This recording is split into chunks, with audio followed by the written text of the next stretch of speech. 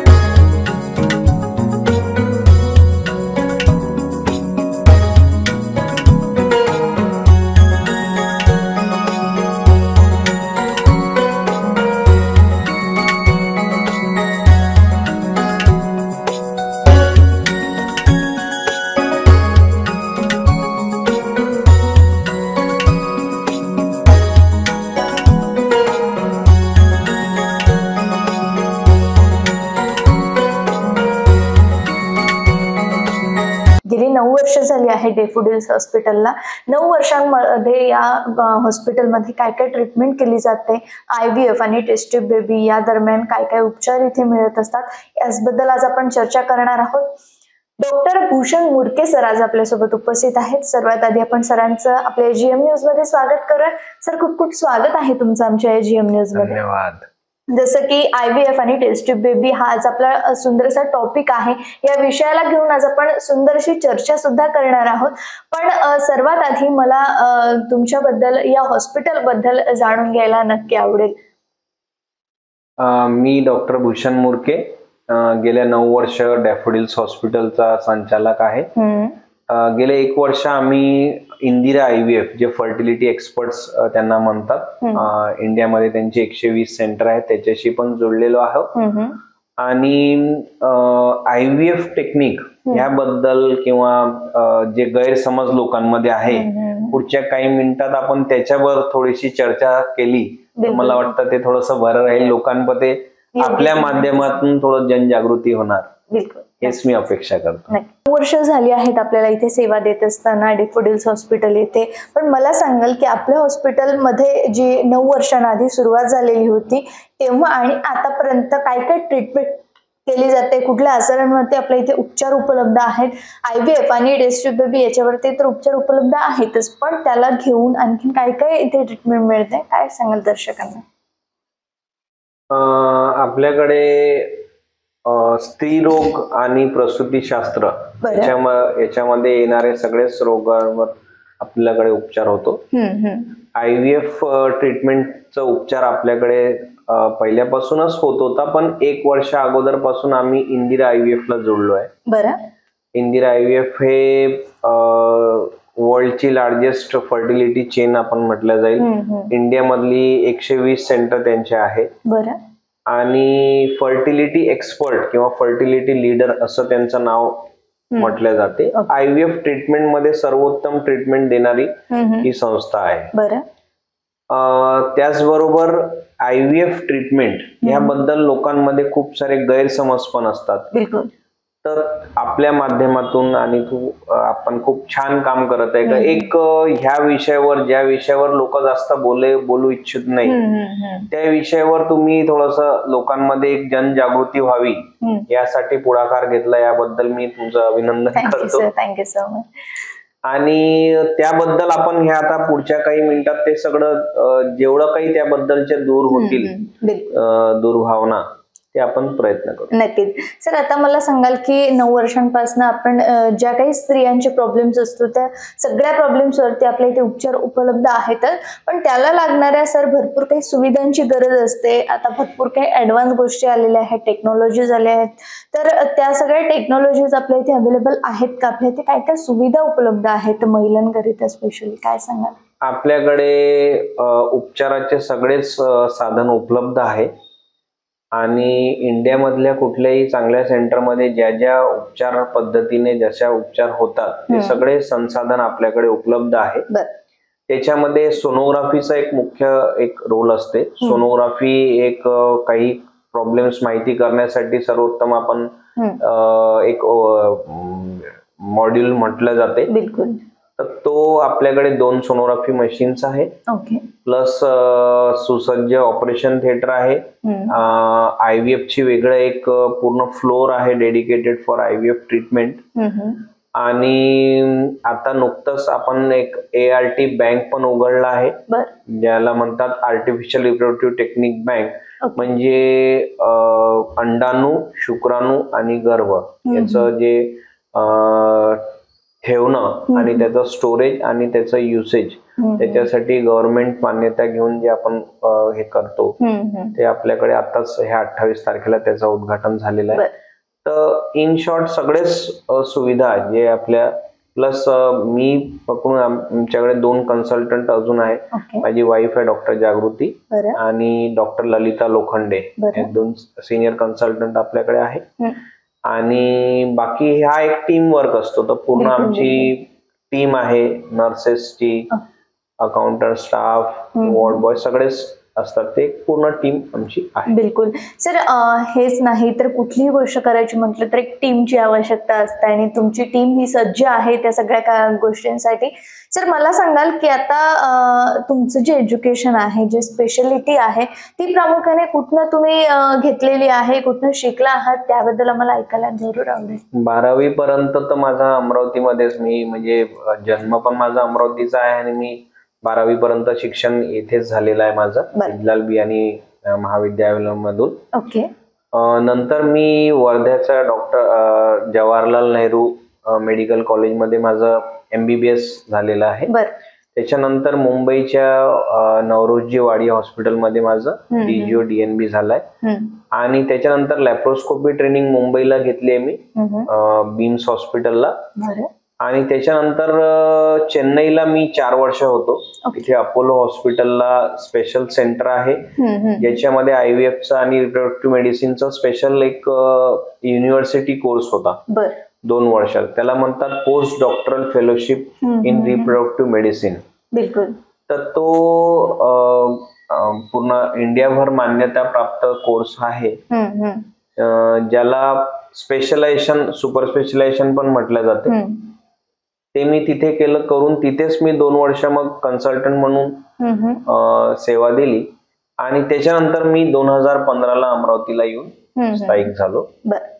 नक्कीच. तर सर आता आपण हॉस्पिटल विषयी योग्य ती माहिती घेतलेलीच आहे. आजचा आपला जो विषय आहे IVF आणि टेस्ट ट्यूब बेबी, याच्यावरती आज आपण चर्चा करणार होतो.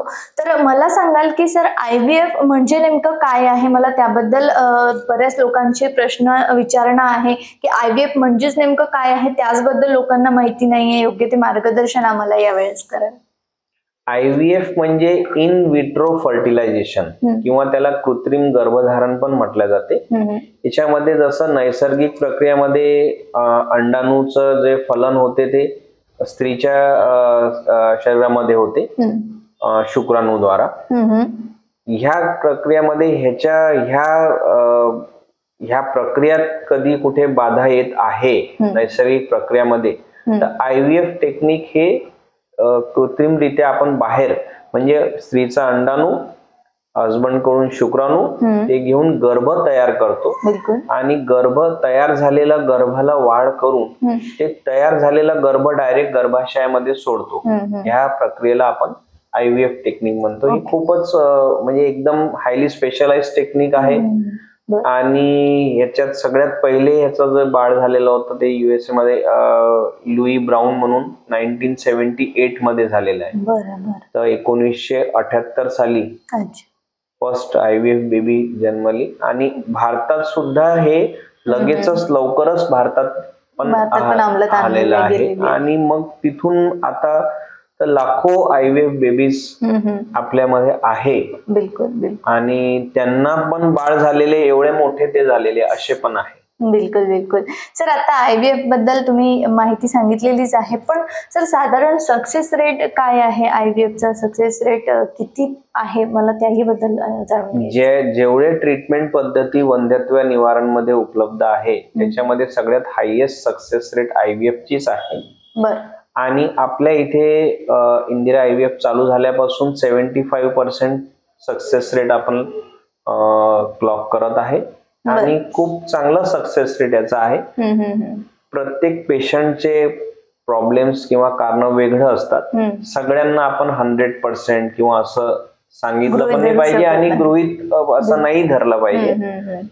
याच्यामध्ये त्यांच्या जे प्रॉब्लेम्स आहेत त्याचं निवारण कुठल्या बेस्ट पद्धतीने होऊ शकते ते आपण बघतो आणि मग त्याचा सक्सेस रेट त्यांना त्याच दरम्यान आपण सांगून देतो आणि ते ओव्हरऑल बघितलं तर 75% सक्सेस रेट. 75% सक्सेस रेट आहे. ओके सर, यानंतर मला हे विचारायचं आहे की IVF जी आपण तंत्रज्ञान उपभोगतो आहोत किंवा यानंतर ती अंमलात आणल्यानंतर साधारण यासाठी किती वेळ लागतो आणि ही जी प्रक्रिया आहे ती कशी आहे, काय उपचार पद्धती असते याच्यामध्ये एक्झॅक्टली, आम्हाला तेही जाणून घ्यायचंय. IVF पद्धतीला जे ट्रीटमेंटची सुरुवात होते ते मासिक पाळीच्या दुसऱ्या दिवसापासून त्याची सुरुवात होते आणि जवळपास मेन ट्रीटमेंट जे आहे ते 15 दिवसात संपून जाते. ओके. ह्या मेन ट्रीटमेंटचा अर्थ पार्ट 1 आपण म्हणू, म्हणजे गर्भ बनण्यापर्यंतची प्रक्रिया. अंडाणू काढणे, शुक्राणू घेणे, गर्भ तयार करणे, एवढ्यापर्यंतची प्रक्रिया. बरोबर. याच्यानंतर गर्भाची वाढ आणि गर्भाचा प्रत्यारोपण ही प्रक्रिया जी आहे ते पुढल्या 1 महिन्यात केल्या जाते. पार्ट 2 मध्ये ते पार्ट 2 आपण एक समजण्यासाठी ह्याला पार्ट 1 पार्ट 2 समजलेलं जास्त चांगलं. बिलकुल बिलकुल. याचं कारण असं आहे की आपण जे फॉलो करतो मीरा IVF मध्ये तो आहे ब्लास्टोसिस्ट ट्रान्सफर. ब्लास्टोसिस्ट म्हणजे 5व्या दिनाचं 5 दिनाचा भ्रूण, जे वर्ल्ड वर सगळ्यात प्रगत मानल्या गेला आहे. 5 दिवस जर भ्रूण पेटीमध्ये चांगला वाढू शकते याचा अर्थ तो खूप स्ट्रॉंग भ्रूण आहे. आणि त्याचं जेव्हा आपण प्रत्यारोपण गर्भाशयामध्ये करत आहे तर त्याचे रिझल्ट आणि सक्सेस रेट खूप वाढून जातात. हेल्दी राहील बाळपण. पार्ट 1 मध्ये आपण ते सोडायच्या बद्दल हे नाही करत, म्हणजे त्याच्याबद्दल घाई म्हणा किंवा त्याच्याबद्दलची तयारी आपली त्या टाईपची नसते. पार्ट 1 मध्ये आपण भ्रूण तयार करण्याच्या मागे त्याचं आपलं पूर्ण जे काही संसाधन आहे त्याच्या मागे लागलेले असतात. भ्रूण चांगला तयार, अंडाणू चांगला निघाला पाहिजे आणि भ्रूण चांगला तयार झाला पाहिजे. मग ह्याच्या नंतरची जी तयारी राहते ते आपण पार्ट B म्हणजे ते तयार झालेला जो ब्लास्टोसिस्ट आहे, 5व्या दिवसाचा गर्भ आहे, त्याला प्रत्यारोपण करण्यासाठी आपण सगळे संसाधन नंतर फक्त त्या कामासाठी युज करतो. गर्भाशय चांगला तयार असला पाहिजे ह्या 5व्या दिनाचा भ्रूणला घेण्यासाठी. तर म्हणून ही प्रक्रिया ओव्हरऑल 1.5 ते 2 महिन्याची आपण म्हणू शकतो. आणि त्याला पार्ट 1 पार्ट 2 मध्ये आपण अशा प्रकारे समजू पण शकतो आणि त्याच प्रकारे आपण ते हे करतोय. आम्ही याच्यात ह्या प्रकारे करतो. वर्ल्ड वर पण हेच प्रकार चालू आहे. पहिले भ्रूण तयार करणे आणि मग पार्ट B मध्ये हीच पद्धत असते ती ट्रीटमेंट करण्याची. वर्ल्ड ओव्हर जिथे पण ह्या खूप प्रगत लेवलवर चालू आहे तिथे ह्याच टाइप मध्ये. ओके, ठीक आहे सर. यानंतर आता जे आता तुम्ही सुरुवातीपासून सांगितलं पार्ट 1 पासून तर शेवटपर्यंत जेव्हा 9 महिन्यापर्यंत ही सगळी ट्रीटमेंट घ्यावी लागते, सुरुवातीपासून तर शेवटपर्यंत साधारण काय खर्च येतो एका कुटुंबाला किंवा एका दाम्पत्याला, यासाठी काय सांगाल? जे प्रक्रियाच्या बद्दल मी सांगितलं पार्ट 1 पार्ट 2, पार्ट 2 संपतं जेव्हा आपण हे प्रत्यारोपण करतो आणि 15 दिवसात त्याचा रिझल्ट आपल्याला माहित पडतो. आणि मग प्रेग्नेन्सी जर त्यांची आहे याचे चान्सेस खूप जास्त असतात. एवढ्या प्रक्रियेला खर्च किती असतो हे मी तुम्हाला पहिले सांगून देतो. ते असतं इन जनरल 1.5 ते 3 लाख पर्यंत त्याचा खर्च जाऊ शकतो. याच्यामध्ये वेगवेगळ्या म्हणजे जसं काही गरीब तबक्याचे लोक असतात किंवा ज्यांना थोडंसं प्रॉब्लेम आहे त्यांच्यासाठी काही स्कीम्स वगैरे आम्ही उपलब्ध करून देतो. जसं फॉर एक्झाम्पल 0 इंटरेस्टवर लोन फॅसिलिटी, EMI ची फॅसिलिटी, मग काही डिस्काउंट्स, मग काही आमच्याकडून काही स्कीम्स राबवल्या जातात. काही स्पेशल डे असेल काही असेल तर ते सूट वगैरे मिळते, ते पण आहे. ओव्हरऑल ट्रीटमेंट कॉस्ट थोडं जास्त आपल्याला वाटू शकते. त्याच्यावर खूप साऱ्या हे चालू आहे. गव्हर्नमेंट पण खूप आता त्याच्यावर हे करत आहे का, म्हणजे तर जसं मेडिकल कॉलेजेसमध्ये हे आणणं ही प्रक्रिया, कारण नीड त्याची प्रत्येक ठिकाणी आहे आणि सगळ्यांना हे एवढं हे सोसणं, आम्ही आमच्याकडून जे जे करू शकतो ते आम्ही करतो. पण गव्हर्नमेंट पण त्याच्याबद्दल खूप जागरूक आहे आणि त्याच्याबद्दल आता मेडिकल कॉलेजेसमध्ये आणण्याचा हे प्रयत्न चालू आहे. इंजेक्शन्स कॉस्ट वगैरे थोडंसं त्याच्यामध्ये जास्त असते.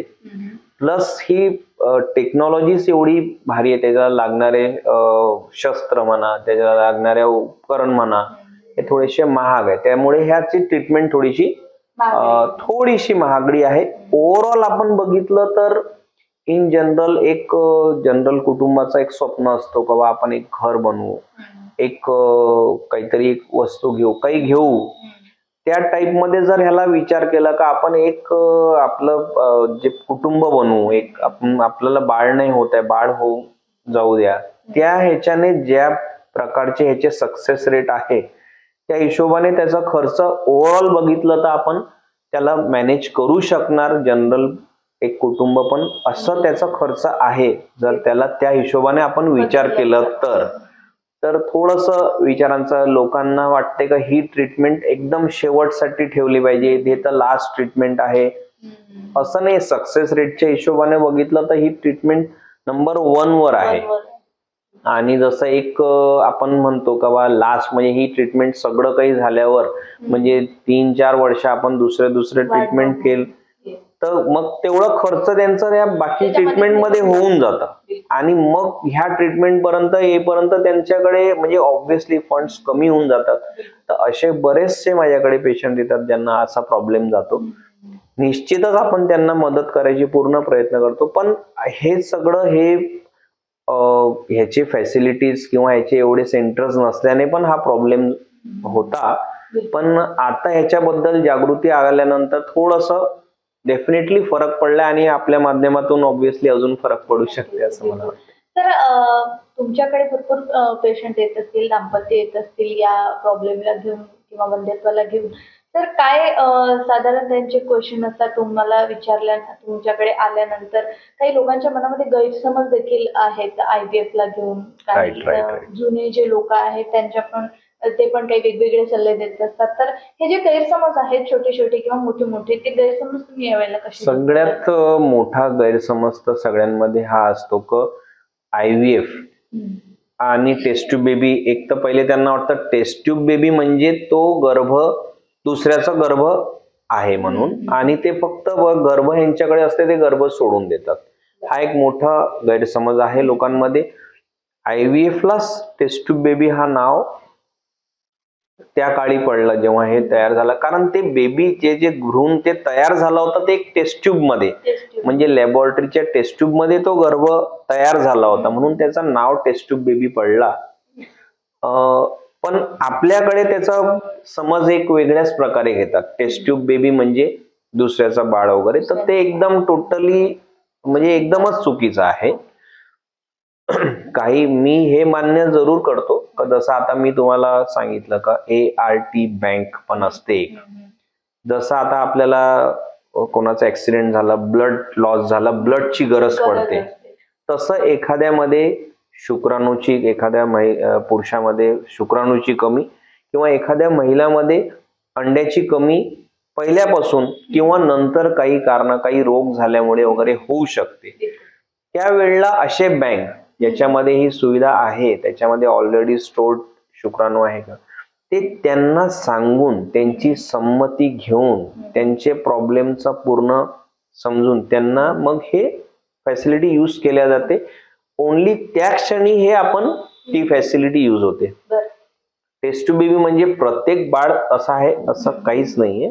बाळ टोटली त्या कपलचाच असतो, त्या कुटुंबाचाच असतो. आई तेच असते, बाबा तेच असतात, फक्त त्यांच्यामध्ये ही प्रक्रिया नैसर्गिक प्रक्रिया मधून नाही होत आहे म्हणून आपण त्यांची हे ह्याच्यामध्ये आपण त्याची सवलत करून देते. बाकी काहीच त्याच्यामध्ये हा एक मोठा गैरसमज आहे. दुसरं त्याच्यामध्ये एक गैरसमज खूप मोठा आहे का जसं आज आपण पण एक वर्किंग लेडी आहे, तर अशा मॅक्झिमम लेडीज काही ना काही अदरवाईज ते घरगुती काम तर त्यांना असतं. त्यांना वाटतं का ही ट्रीटमेंट घेतली का पूर्ण 9 महिने आपल्याला आराम करावा लागेल.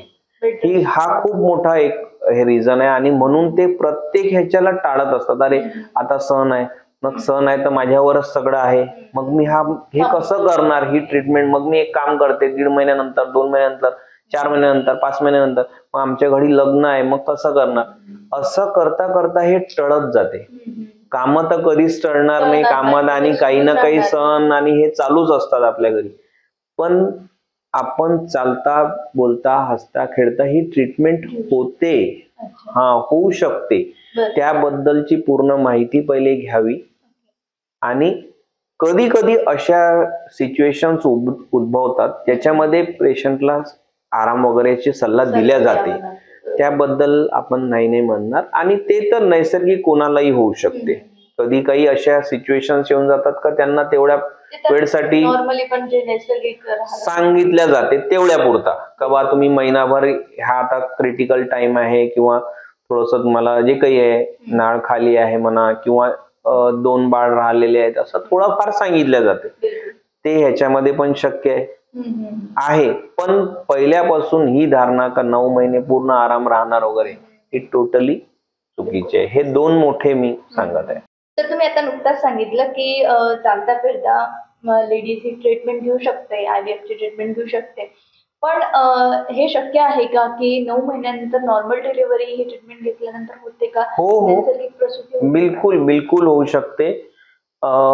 एकदा गर्भ राहिलं तर एक नैसर्गिकरित्या गर्भवती राहिलेल्या महिलामध्ये किंवा एखाद्या ट्रीटमेंट घेतलेल्या महिलामध्ये काहीच फरक नसतो, त्याच्या गर्भामध्ये काही फरक नसतो. तर ज्या टाईपमध्ये त्या महिलेची नैसर्गिक डिलिव्हरी होऊ शकते त्या टाईपमध्ये यांची पण होऊ शकते. माझ्याकडे झालेले आहे. इवन 2 बाळ राहिलेले पण नैसर्गिक झालेले आहे, म्हणजे ट्विन्स नैसर्गिक विथ IVF ट्रीटमेंट वाले. तर म्हणजे कारण नैसर्गिक डिलिव्हरीचा आणि ह्या प्रक्रियेचा काही संबंध नाही. हा पण एक गैरसमज तुम्ही चांगला हा मुद्दा उचलला का हे पण एक वाटते लोकांना. आणि एक वाटते का ही सगळ्यात लास्ट ट्रीटमेंट आहे, दुसरं वाटते खूप खर्चिक ट्रीटमेंट आहे. पण मी तुम्हाला सांगितलं का ओव्हरऑल बघता आणि त्याचे सगळे आपण जे बाकी सुविधा बघता ही ट्रीटमेंट एकदम आउट ऑफ रीच असं आपण म्हटलं नाही जाणार. सर्वसाधारण कुटुंब पण आमच्याकडे येतात, त्यांना आमचे आपण सवलत सांगितल्यावर सगळं हे ज्या टाईप मध्ये करून मग ते करतात आहे ऑलरेडी. नक्कीच. तर यानंतर एक आणखी महत्वाचा प्रश्न म्हणजे IUI आणि IVF यामध्ये जो फरक आहे तो आम्हाला स्पष्ट करा की IUI आणि IVF म्हणजे नेमकं काय आणि यामधला फरक. IUI हे मी माझ्या दृष्टिकोनातून हा नॅचरलचं एक्सटेन्शन आपण म्हटलं जाईल. नैसर्गिक याच्यामध्ये कसं का शुक्राणू जे आहे ते योनी मार्गामध्ये डिपॉझिट होऊन ते शुक्राणू स्वतः ट्रॅव्हल करून गर्भधारणा राहू शकते. IUI मध्ये जेव्हा अंडाणू तयार होते त्यावेळेला आपण मिश्रांचा शुक्राणू घेऊन म्हणजे शुक्राणूचा सॅम्पल घेऊन त्याच्यामधल्या ज्या खराबी आहे ते दूर करून चांगलं त्याच्यामधला जो चांगले शुक्राणू आहे त्यांना आपण गर्भपिशवीच्या आतमध्ये सोडून देतो आणि पुढची प्रक्रिया तशीच होते जशी नैसर्गिक मध्ये होते. तर ह्याला एक्सटेन्शन ऑफ नॅचरल आपण म्हणू शकतो IUI ला. ह्या प्रक्रियेचा आणि IVF चा कंपॅरिझन नाही करू शकत. ह्या प्रक्रियेचे सक्सेस रेट खूप कमी आहे, म्हणजे नैसर्गिक पेक्षा जास्त आहे पण IVF जेवढा जास्त नाहीये. ह्याचे सक्सेस रेट 20 to 25%, मॅक्झिमम 30% पर्यंत आपण म्हणू शकतो. 4 ते 5 वेळा IUI करावा लागू शकतो. IVF मध्ये टोटल आपण गर्भ तयार करत आहे, गर्भाची वाढ करत आहे 5व्या दिवसापर्यंत ब्लास्टोसिस कल्चर करून आणि ते आपण सोडत आहे. म्हणजे फक्त ते गर्भ राहायला पाहिजे, म्हणजे गर्भ पिशवीने ते गर्भ एक्सेप्ट झाला पाहिजे एवढी एक प्रक्रिया फक्त होते. त्याच्यासाठी पण मी आपल्याला सांगितलं का त्याच्यासाठी आपण स्पेशल तयारी करतो थोडे दिवस थांबून. तर त्याचे चान्सेस अजून वाढून जातात का ते गर्भ चांगल्यारीत्या एक्सेप्ट पण होणार. तर ह्याच्यामुळे ह्याचे सक्सेस रेट IVF चे खूप जास्त आहे, IUI चे तेवढे नाही. जसं IUI आणि IVF बद्दल सांगितले तसंच आम्हाला टेस्ट ट्यूब बेबी आणि IVF बद्दलही थोडंसं जाणून घ्यायचंय. टेस्ट ट्यूब बेबी आणि IVF मधला नेमका फरक आम्हाला स्पष्ट करा. टेस्ट ट्यूब बेबी आणि IVF सेम आहे. IVF ज्या वेळेला हे टेस्ट IVF प्रक्रिया झाली त्यावेळेला जेव्हा हे बाळ झालं लुई ब्राऊन तर तिला एक नाव ज्या मॅगझिनवर ते आलं छापून, इट्स वॉज अ रेव्होल्युशन आहे ना. असं काही झालेलं नव्हतं याच्या पहिले. त्यांना नोबेल प्राइज पण मिळालं ज्यांनी हे केलं. सर एडवर्ड आणि स्टेप्टो यांना नोबेल प्राइज देखील मिळाला. पण ज्या मॅगझिन मध्ये हे आलं त्यांनी लिहिलं क Louis Brown the first test tube baby. Test tube baby म्हणजे त्यांनी हा नाव प्रचलन मध्ये त्या मॅगझिनने त्या नाव प्रचलन मध्ये आणून घेतलं का बा टेस्ट ट्यूब बेबी झाली आहे, म्हणजे ही बेबी टेस्ट ट्यूब मध्ये तयार झाली आहे, नैसर्गिक नाही. त्या काळी तो एक खूप मोठा हे होता एक हे झाला होता, म्हणजे इन्व्हेन्शन, आश्चर्य, इन्व्हेन्शन, नवल.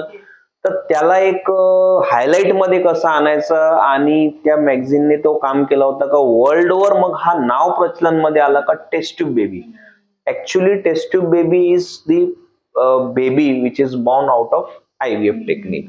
बरोबर आहे. तर ते सेम आहे. आपल्या इथे काळांतरात IVF वर्ड थोडस माघारी गेला आणि टेस्ट ट्यूब बेबी आला, आणि टेस्ट ट्यूब बेबी बद्दल गैरसमज आले का बा हे टेस्ट ट्यूब बेबी म्हणजे जे ठेवलेलं बाळ असते का बा याच्यामध्ये ठेवलेला बाळ ते सोडतात, ते कोणाचे असू शकते वगैरे, ह्या गोष्टी आल्या. पण ते बरोबर नाहीये. नक्कीच.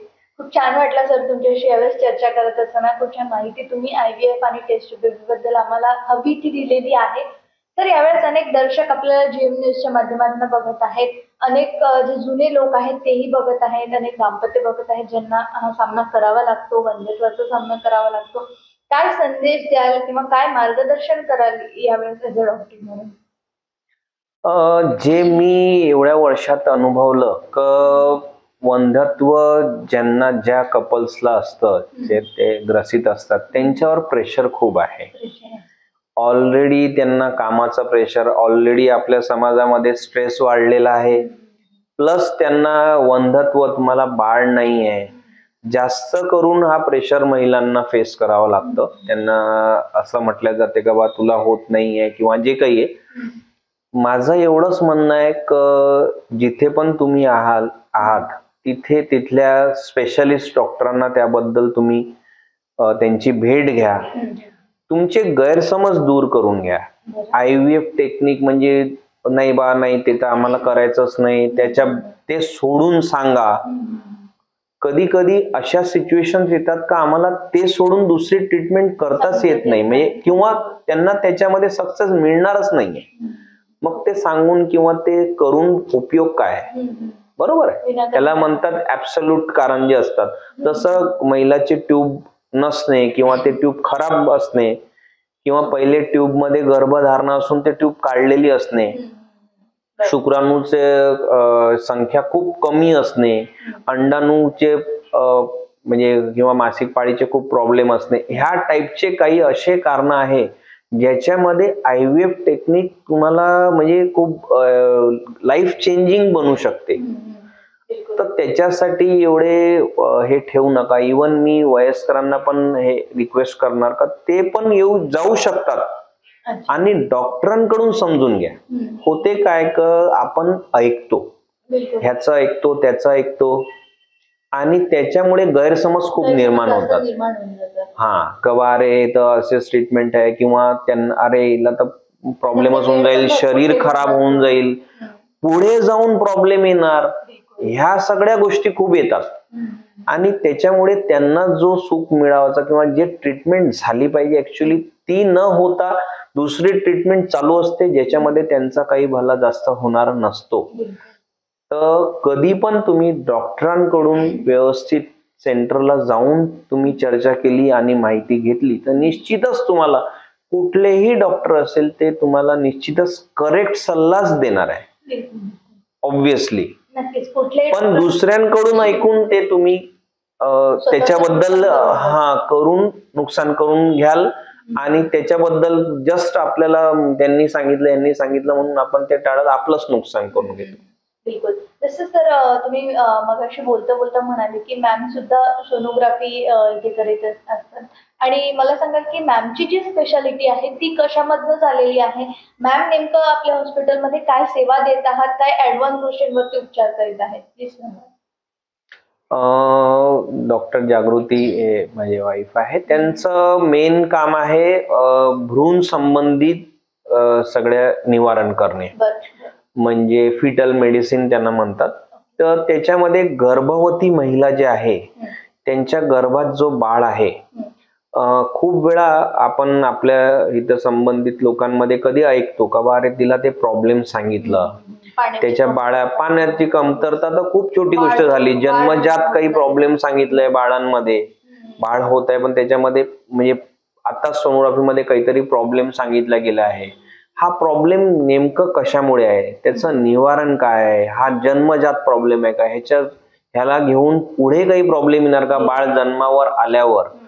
तर हा सायन्स फिटल मेडिसिन हा त्याच्याबद्दलचे ते शास्त्रज्ञ आहे आणि खूपच महत्वाचं आहे. ह्याची पण गरज सगळीच कडे आहे, कारण ते आपल्या नेक्स्ट जनरेशन बद्दलची गोष्ट आहे ना. तो बाळ जेव्हा येणार तर तो बाळ आल्यावर त्याचं भविष्य ते कसं राहणार, त्यांना काही चॅलेंजेस वगैरे तर फेस करायचं नाही आहे, काही आजार तर नाहीये, किंवा ते आजार कुठल्या लेवलचे आहे आणि त्याचं निवारण आता शक्य आहे का. आता पण काही आजाराचे म्हणजे पोटात असताना पण त्याचं शक्य असतात, तर त्याचं निवारण होतो. नक्कीच. खूप खूप धन्यवाद सर दिलेल्या सगळ्या सविस्तर माहितीबद्दल आणि आमच्या जीएम न्यूजला तुम्ही तुमचा अमूल्य वेळ अमूल्य मार्गदर्शन केल्याबद्दल तुमचे खूप खूप आभार. थँक्यू. तर हे होते माझ्यासोबत डॉक्टर भूषण मुरके सर. आपण बघितलेलं आहे की डेफोडिल्स या हॉस्पिटलमध्ये नेमके आपल्याला काय काय उपचार मिळणार आहेत, काय काय ट्रीटमेंट मिळणार आहे, त्याचबरोबर IVF टेस्ट ट्यूब बेबी याच्यावरती पण खूप छान प्रकारे डेफोडिल्स हॉस्पिटल येथे उपचार उपलब्ध आहेत. तर नक्कीच तुम्हालाही असा काही प्रॉब्लेम जाणवत असेल तर बाकीच्या गोष्टींकडे मध्ये न पडता लवकरच आपण IVF कडे वळता पाय घेतला तर सगळ्यांसाठी चांगलं. जर तुम्हाला इथपर्यंत पोहोचायचं असेल तर खाली डेफोडिल्स हॉस्पिटलचा ऍड्रेस सुद्धा मेन्शन केलेला आहे आणि बाजूला नंबर सुद्धा दिलेला आहे. तरी सुद्धा नक्कीच तुम्ही डेफोडिल्स हॉस्पिटलशी संपर्क साधू शकता आणि IVF ची ट्रीटमेंट आणि लवकरच पालकत्वाचा अनुभव घेऊ शकता. तुर्तास मी नेहा तुम्हा सर्वांची रजा घेते. बघत रहा गजर महाराष्ट्राचा.